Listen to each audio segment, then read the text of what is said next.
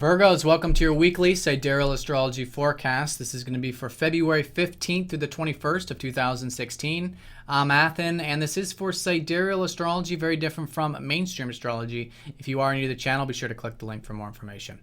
All right, Virgo, so this week we've got a lot of things shifting. It's a pivotal week. New energies coming in. We've got the Sun, Mercury, and Venus shifting sign. So this is specifically important for you guys because your ruler will be shifting sign going into Capricorn here on Monday. So right off the bat, you're going to have this new outlook. And it isn't that new because it's where the sun had already been, but specifically involving you and the way you see things and perhaps thinking and synergizing more about your creativity.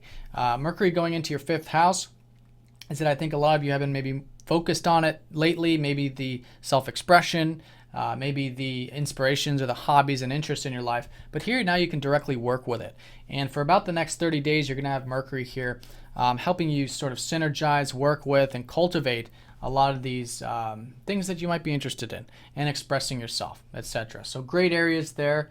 Having that fun, that playful attitude can really go a long ways as well, especially once Venus joins up with Mercury here on Thursday. Venus will be going into that fifth house. And this is kind of coming out of a lot of transformation and changes, which have been, I think, involving the emotional body, maybe with your health, your home, or your family of that fourth house.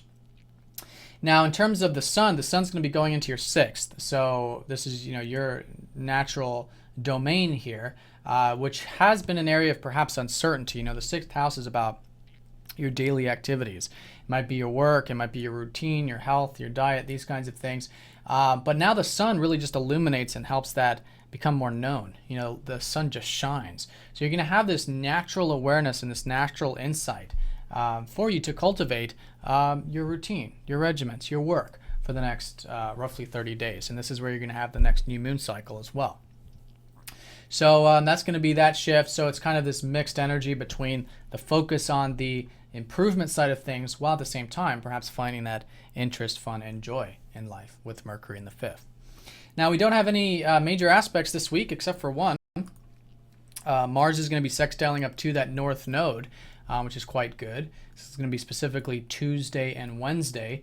So this is very similar to the previous weekend when Mars sextiled up to Jupiter.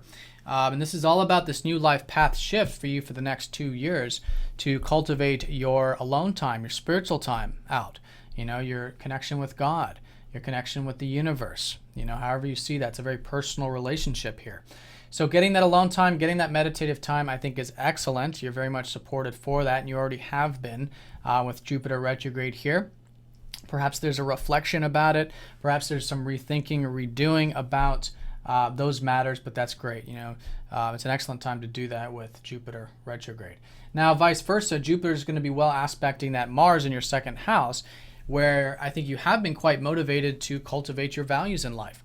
Might be your material values, maybe your finances, things like that. So you do have the positive energy from Jupiter inspiring you perhaps, or at least just maybe creating some sort of opening or gateway for you to continue to cultivate a lot of those things.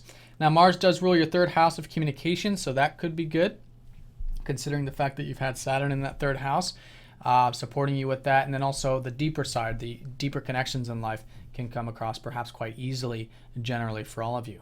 One thing I want to say too is we are in this first quarter phase of this lunar cycle, the bulk of this week going towards the weekend.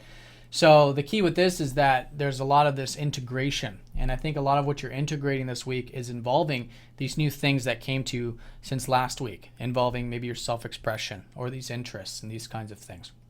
So continuing with that, grounding that, and implementing it, while at the same time finding that flow in the process, which is that Jupiter and North Node in the 12th, I think is a great way of integrating this sort of energy. Now, Thursday, like I said, Venus goes into your fifth, so you do get some of that enjoyment when it comes to the self-expression, creativity, interests, and all of that, which is quite good. And then we do come up to this 1 degree orb of Jupiter opposing up to Chiron going into next week. So I don't think this one's going to be a major theme this week, but as the week unfolds, and especially next week, we'll really start to feel this. And this is nothing new, in fact. This is something we've been feeling since the tail end of last year anyways. And it's this healing that's taking place with what's possible in life. All right, Jupiter's what's possible. Again, a lot of this is expanding your spiritual side, your deeper side, your psyche, the unconscious, if you will. So there's healing that's going on there. And this is specifically about the healing that maybe you've been doing for about the past 4 or 5 years involving those daily activities. The wounds around that, the healing of the insecurities or those feelings that might come up involving your capacity or ability to cultivate those everyday experiences. So whatever it is, it's balancing, and it's really merging and seeing that these two areas of life aren't very different. In fact, they're not different, only in perspective. The sixth house is our own personal perfection, right? It's the best that we can do. It's our own self-improvement. It's an improvement of our environment.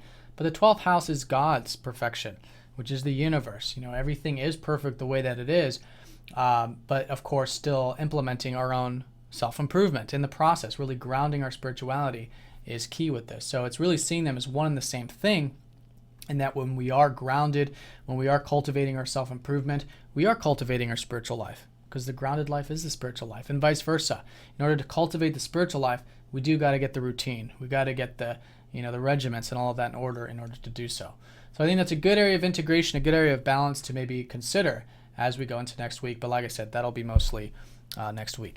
Now, over the weekend, we are going to be entering into the gibbous phase, which is quite good. So the energies could be quite full in this regards. But it's all, again, very spiritual for you, because the moon is going to be approaching a full moon next week in your 12th house in Leo. So this is a time of becoming aware of, maybe even cultivating too. If some of you have been involved with spiritual activities or some of that alone time or whatever for the past 6 months, this could be a high point of that, a culmination. But at the very least, it's really illuminating that spiritual self. So I think as you go into the weekend, it's great to reflect on these things and implement a lot of these new shifts and changes so that you can cultivate this spiritual life. All right, Virgo, so have a great week. Thanks for watching, and I'll see you guys all next time.